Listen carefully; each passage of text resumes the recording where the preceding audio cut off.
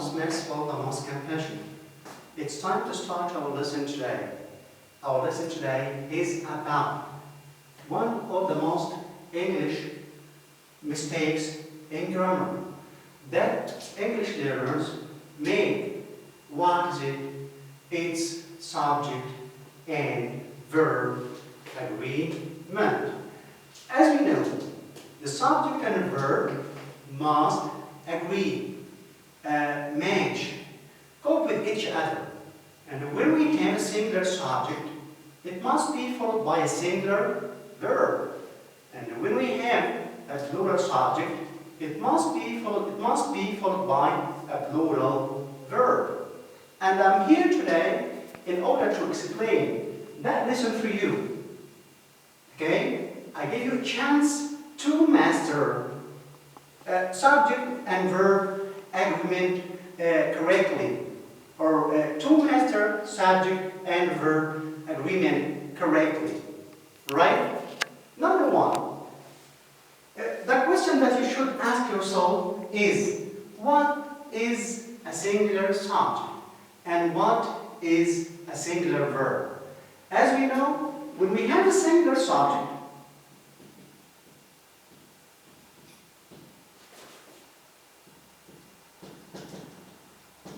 it must be followed by singular verb.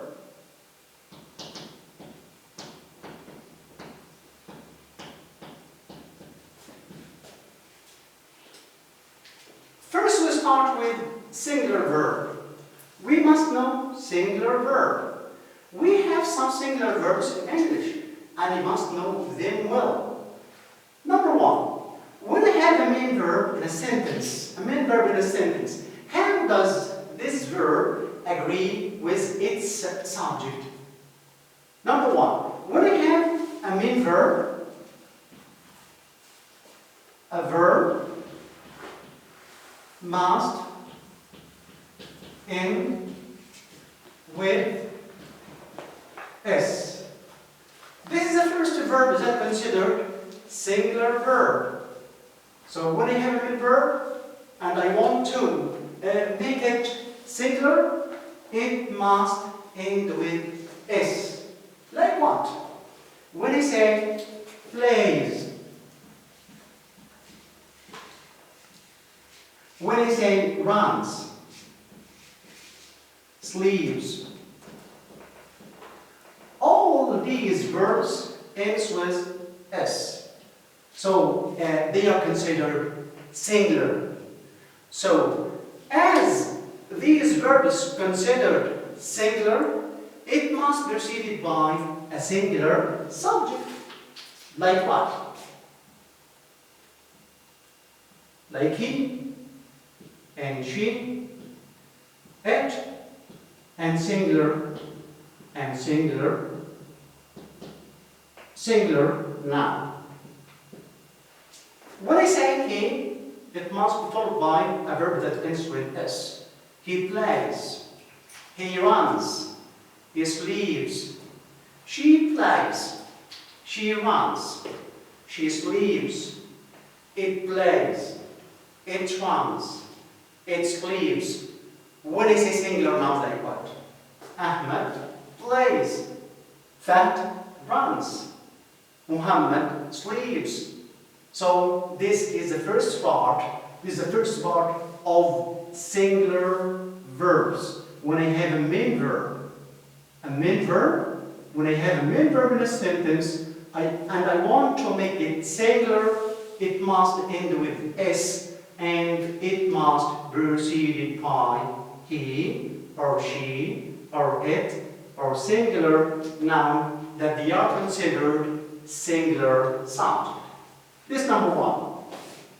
When I have in a sentence auxiliary verb or helping verb, like what? Number two, am is considered as a singular verb. Is considered to as a singular verb.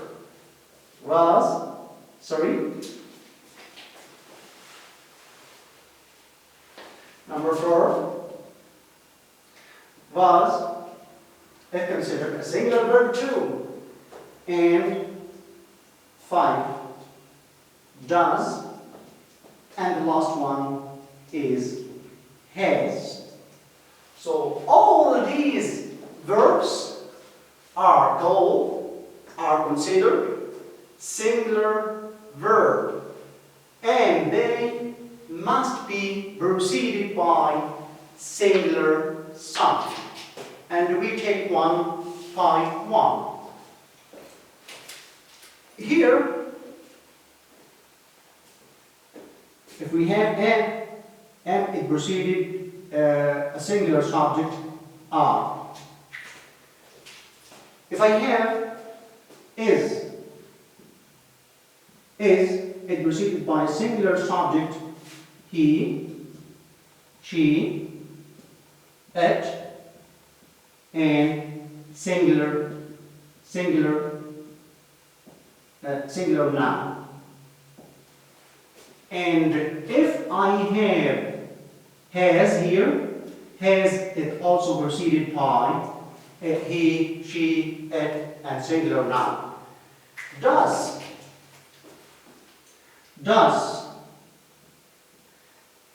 it also preceded he, she, it, and singular noun. The last one was.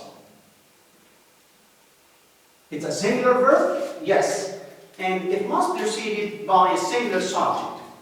Like what? I. Like what? He. Like what? She. And it. And the last one, singular noun. And these all the singular verbs that we have in English. Okay? Main verb, if you consider it a singular, it must end with s. And it's a singular verb. Is, it's a singular verb. Was, it's a singular verb. Does and has are a singular verb too. Right? And each one of these verbs must be preceded by a singular subject. And we know a singular subject, he, she, it, singular noun, I, he, she, it, and a singular noun. This is the first part of our lesson today. Singular subject must followed by a singular verb. Okay? We are still confirming singular subject and singular verb. And we mentioned here singular subjects. A verb must end with s. If it's main verb, am, is, was, does, and has. And now it's time to practice. When I ask you, choose the correct answer. Choose the correct answer. When I say, number 1, fact, of, space, to his garden. And I ask you to choose which one is right here. When I say run and runs. First of all, in order to answer this question, you must ask yourself, where is the subject? And what kind of thing? The subject here is fact. What kind of a subject that we have here in this sentence? Yes, it's a singular. So it's a singular. Yes, so we choose, when we have a singular subject, and we have main verb, the main verb must end with this. So I choose what? I choose runs. Okay, that's right. This is the first one. When we go to the second one,